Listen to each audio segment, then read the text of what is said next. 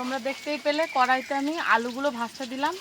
আজকে আলু, সয়াবিন আর ডিম দিয়ে করব দারুণ সুন্দর একটা রেসিপি। তোমরা সাথে থাকো, পুরো ভিডিওটা দেখতে থাকো।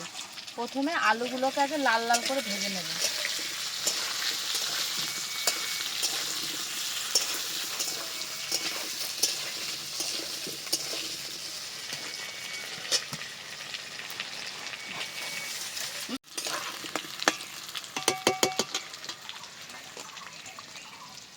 আমি এখানে আগের থেকে কয়েকটা সয়াবিন ভিজিয়ে রেখেছিলাম। এবার সয়াবিনগুলোকে জল থেকে চিপে তুলে নিচ্ছি।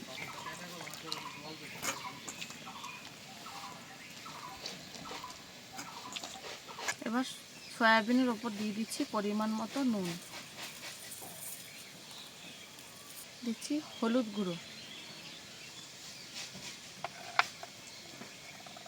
জিরে আর ধনে গুঁড়ো দিচ্ছি,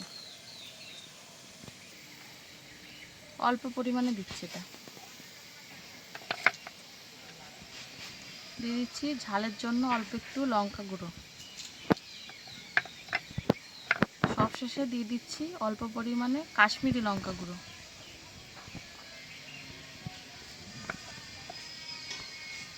সবশেষে দিয়ে দেবো দুখানা ডিম।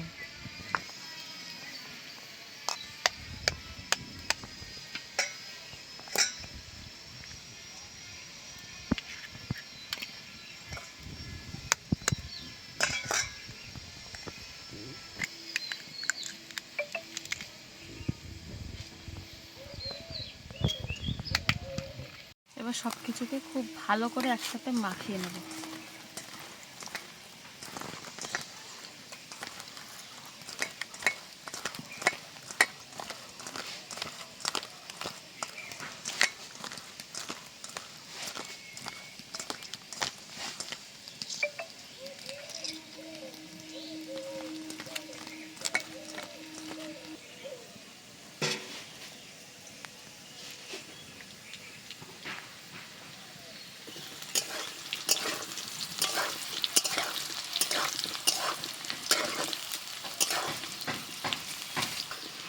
আর এইদিকে দেখো আলুগুলো খুব ভালো করে ভাজা হয়ে গেছে। এবার আলুগুলো তুলে নিচ্ছি।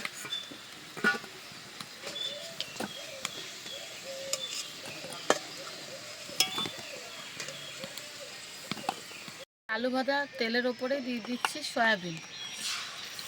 এটাকেও খুব ভালো করে আগে ভেজে নেব।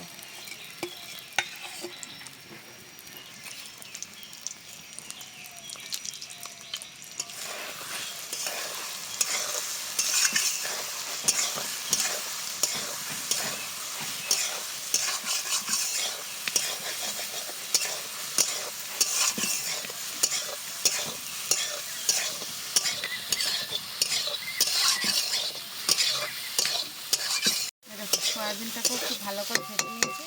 এবার সয়াবিনটাকে ঢেলে নিচ্ছি।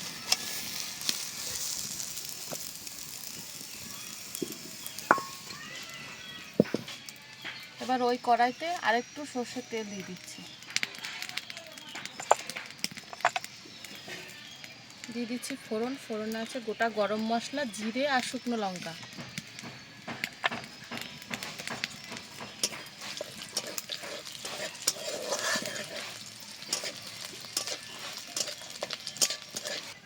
ফোড়নটা ভালো করে ভেজে নিয়েছি। এবার দিয়ে দিচ্ছি পেঁয়াজ কুচি। পেঁয়াজটাকে আগে খুব ভালো করে ভেজে নেব।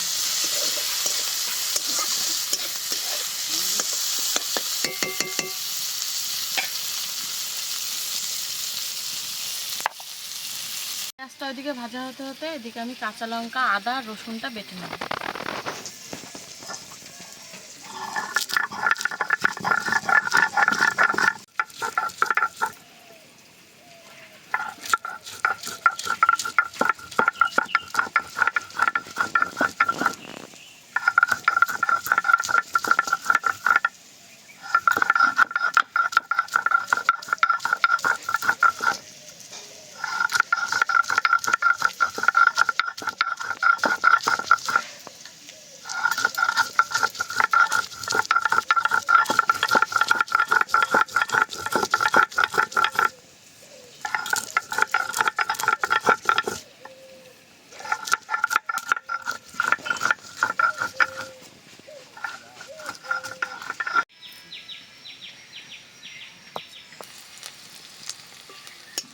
পেঁয়াজ খুব ভালো করে ভেজে নিয়েছি। এবার দিয়ে দিচ্ছি টমেটো কুচি।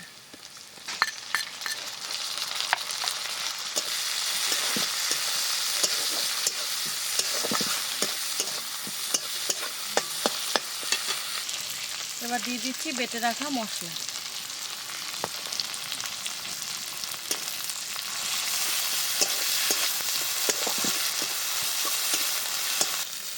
দিচ্ছি অল্প একটু জল, তারপর গুঁড়ো মশলাগুলো সব দেব। দিয়ে দিচ্ছি জিরে ধনে গুঁড়ো, দিচ্ছি লঙ্কা গুঁড়ো, এটা হচ্ছে কাশ্মীরি লঙ্কা গুঁড়ো, পরিমাণ মতো নুন, সবশেষে দিয়ে দিচ্ছি হলুদ গুঁড়ো। এবার সব কিছুতে খুব ভালো করে আগে কষাবো।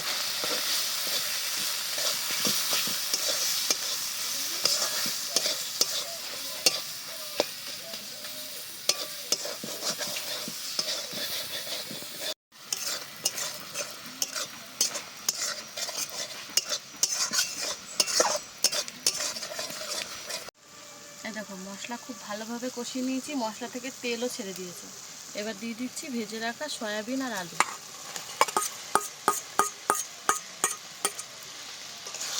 এবার এর সাথে সব কিছুকে খুব ভালো করে মিশিয়ে তারপরে জল দেবো।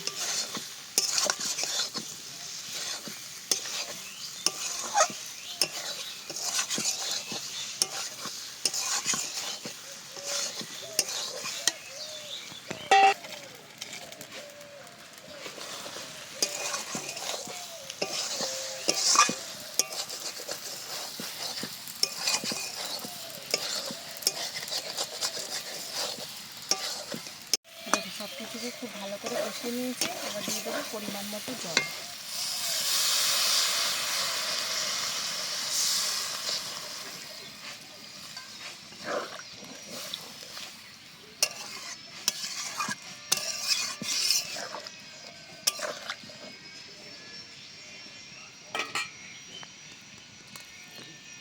এবার ঢাকা দিয়ে খুব ভালো করে সব কিছুকে সেদ্ধ করে নেব। এই দেখো আমাদের ডিম সয়াবিন কষা একদম রেডি। এবার ঢেলে নেব।